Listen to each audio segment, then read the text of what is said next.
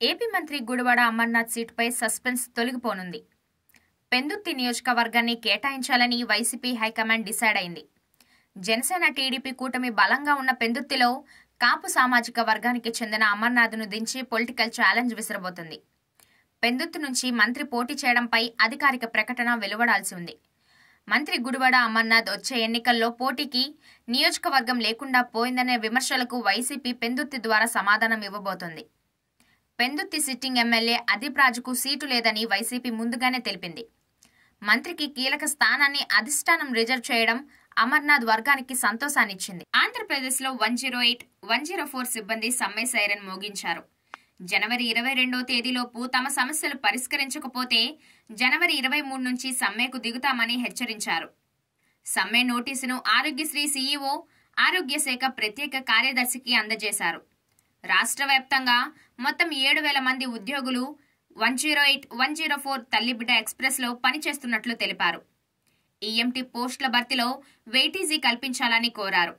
ఈ నెల 22 వరకు నిరసన కార్యక్రమాలు చేయనున్నట్లు వెల్లడించారు. ఇండస్ట్రీలో పక్కనే ఉంటూ రాళ్లు విసిరే వాళ్ళుంటారని దిల్ రాజ్ ఓ మూవీ ఫంక్షన్ లో మాట్లాడుతూ, ప్రతి సంవత్సరం సంక్రాంతికి సినిమాలు విడుదలవుతుంటాయి. కొందరు పనిగట్టుకొని తనపై విమర్శలు చేస్తుంటారని అన్నారు. Hanuman movie pre release event లో చిరంజీవి గారి మాటలను కొన్ని వెబ్సైట్లు వక్రీకరించాయని, సహనంగా ఉంటే రెచ్చిపోతున్నారని, ఎవరైనా తప్పుడు వార్తలు రాస్తే తాట తీస్తానని హెచ్చరించారు. తమిళ సినిమాలను వాయిదా వేశాను, హనుమాన్ మూవీని రిలీజ్ చేయమని చెప్పాను.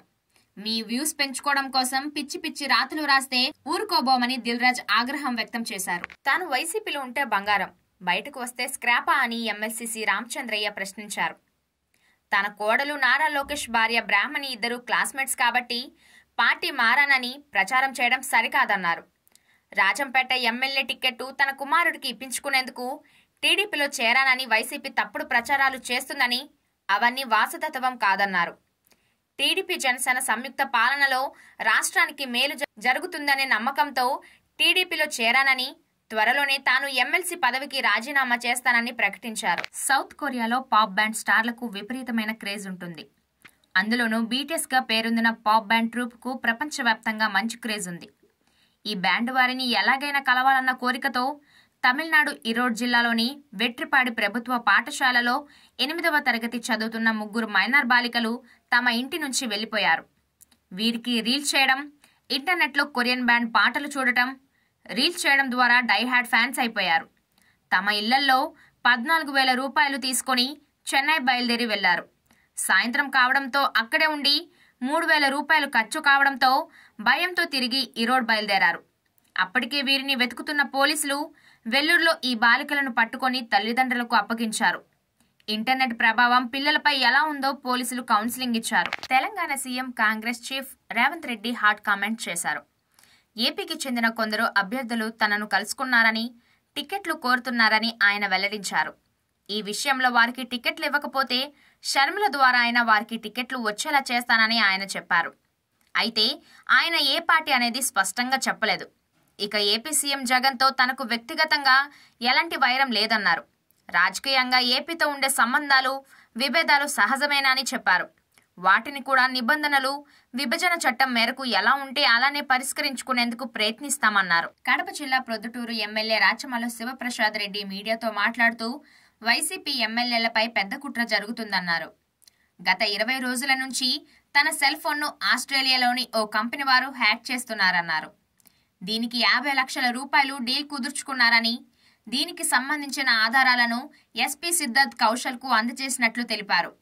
తనను చంపాలనో, రాజకీయంగా దెబ్బతీయాలనో తన ఫోన్ను హ్యాక్ చేస్తున్నారని ఆరోపించారు. ప్రతి ఒక్కరి జీవితంలో పర్సనల్ విషయాలుంటాయని, ఫోన్లో దాచుకున్న విషయాలను హ్యాక్ చేసి చూడటం మంచిది కాదన్నారు. మరో 2 వారాల్లో అయోధ్య రామ మందిరం ప్రారంభోత్సవ కార్యక్రమం జరగనుంది. ఈ నేపథ్యంలో అయోధ్యకు పెద్ద సంఖ్యలో వచ్చే సెలబ్రిటీల కోసం, భక్తుల కోసం ప్రత్యేక ఏర్పాట్లు చేస్తున్నారు. భక్తుల కోసం హెలికాప్టర్ సేవలను త్వరలోనే ప్రారంభించనున్నట్టు ఉత్తరప్రదేశ్ రాష్ట్ర పర్యాటక, సాంస్కృతిక శాఖ మంత్రి జైవీర్ సింగ్ వెల్లడించారు. ఆయన మాట్లాడుతూ, జనవరి 22వ తేదీన అయోధ్య రామమందిర ప్రాణ ప్రతిష్ఠ జరుగుతుందని, అంతకుముందే హెలికాప్టర్ సేవలు ప్రారంభిస్తామని చెప్పారు. దీనికి సంబంధించిన వివరాలు త్వరలోనే తెలియజేస్తామని చెప్పారు. కాలేజ్లో ఓ ప్రొఫెసర్ లైంగిక వేధింపులపై ప్రధానమంత్రి, ముఖ్యమంత్రికి వందలాది మంది విద్యార్థినులు లేఖ రాయడం కలకలం రేపుతోంది.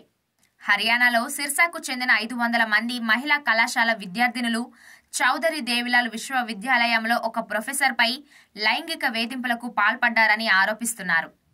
ఆయనను సస్పెండ్ చేయాలని, హైకోర్టు రిటైర్డ్ జడ్జ్ నేతృత్వంలో విచారణ జరిపించాలని డిమాండ్ చేస్తూ ప్రధాని నరేంద్ర మోడీ కార్యాలయానికి ముఖ్యమంత్రి మనోహర్ లాల్ ఖట్టర్కు లేఖ రాశారు.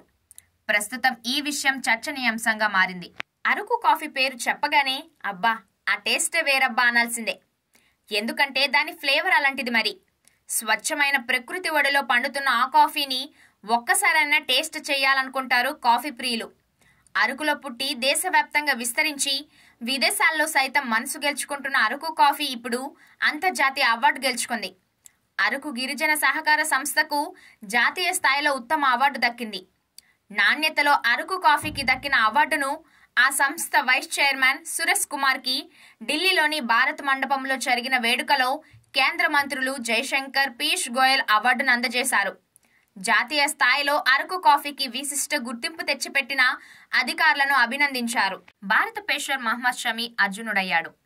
క్రీడాకారులకు అందించే రెండో అత్యున్నత పురస్కారమైన అర్జున అవార్డును రాష్ట్రపతి చేతుల మీదుగా షమి అందుకున్నాడు. అందుల క్రికెట్ జట్టు కెప్టెన్ తెలుగువాడైన అజయ్ కుమార్ సైతం అర్జున అవార్డును అందుకున్నాడు. ఈసారి మొత్తం 26 మంది క్రీడాకారులకు అర్జున అవార్డు లభించింది. 2023 వన్డే వరల్డ్ కప్లో హార్దిక్ పాండ్యా గాయపడటంతో తుది జట్టులో చోటు దక్కించుకున్న షమి ఆ టోర్నీలో మొత్తం 24 వికెట్లు పడగొట్టాడు. అర్జున అవార్డును అందుకోవడం పట్ల షమి స్పందిస్తూ తన కల సాకారమైందన్నాడు. ఎంతో మంది తమ జీవిత కాలంలో ఈ అవార్డును అందుకోలేకపోయారని, అలాంటి ప్రతిష్టాత్మక అవార్డుకు ఎంపికవ్వడం గర్వంగా ఉందన్నాడు.